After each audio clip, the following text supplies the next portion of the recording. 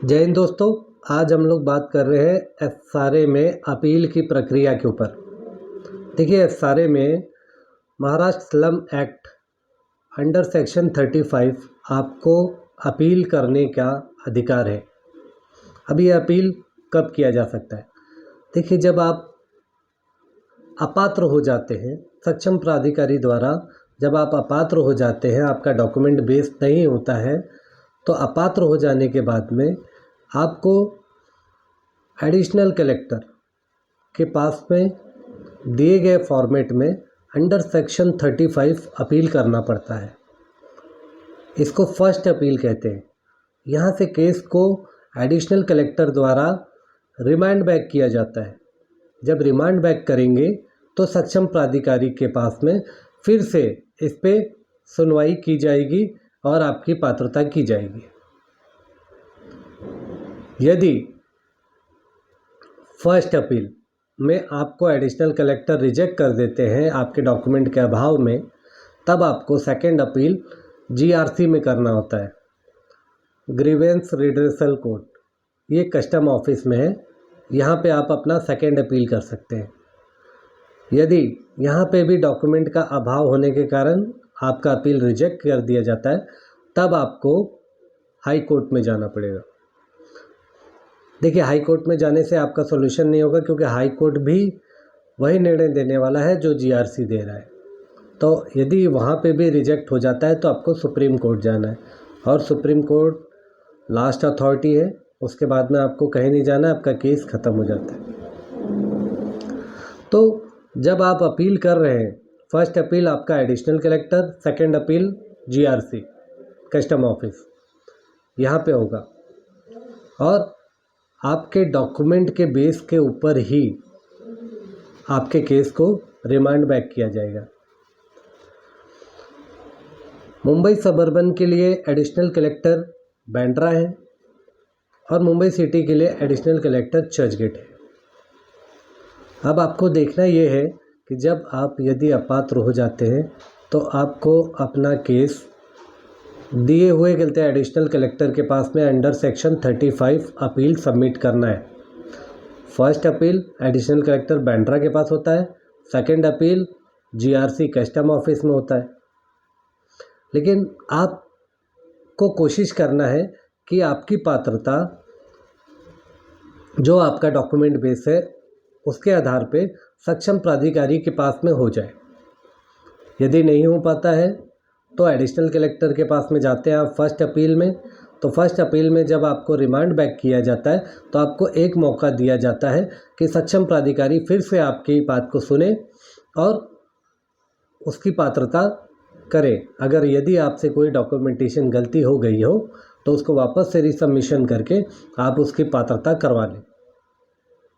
लेकिन अभी additional collectors को भी पावर दे दिया गया है कि यदि जो केस अपात्र होता है और वो एडिशनल कलेक्टर के पास में जाता है तो एडिशनल कलेक्टर वहाँ पे आपके केस पे ऑर्डर देके उसकी पात्रता मतलब एनेक्चर वहाँ से भी इशू किया जा सकता है। और एडिशनल कलेक्टर के पास में भी अभी अपात्र केसेस पे पात्रता की जा रही है। देखिए, आप ये कोशिश करिए, यदि आप अपात्र हैं तो आप सक्षम प्राधिकारी ज़्यादा से ज़्यादा एडिशनल कलेक्टर तक जाएं। इसके ऊपर जाने की कोशिश ना करें, क्योंकि यदि आप जीआरसी में जाते हैं, वो सेकंड अपेलेट अथॉरिटी है, यदि आप जीआरसी में जाते हैं तो आपके लिए समस्याएं बढ़ जाएगी, और आप हाई कोर्ट में जाते हैं तो आपके लिए और समस्या बढ़ जाएंगी। तो कोशिश करें किसी भी हालत में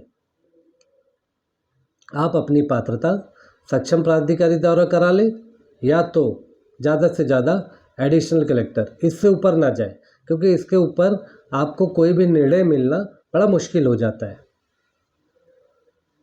तो first appeal additional collector, second appeal GRC custom office.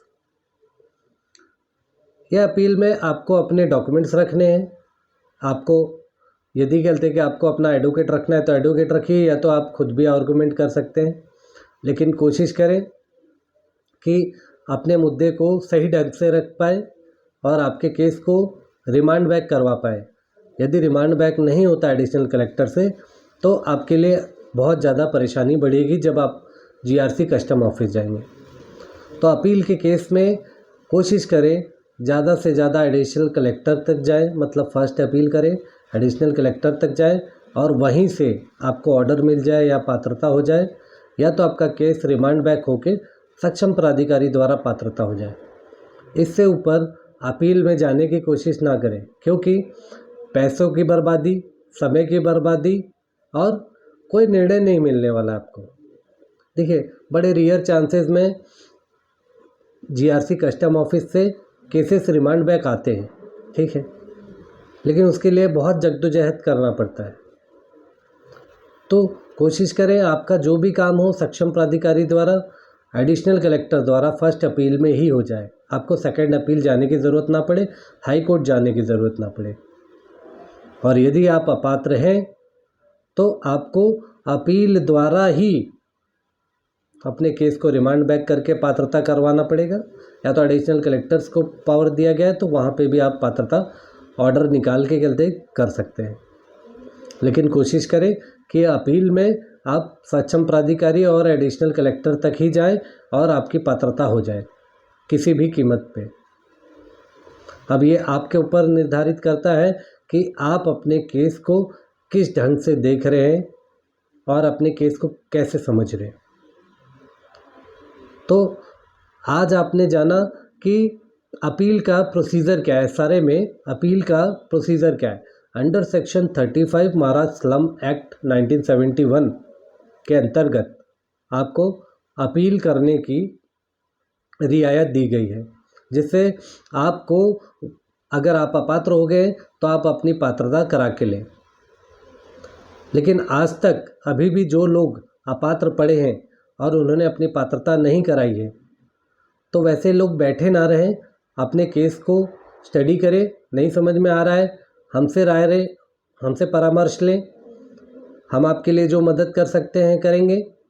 लेकिन ज़रूरी ये है कि आप अपनी पात्रता करा के लें।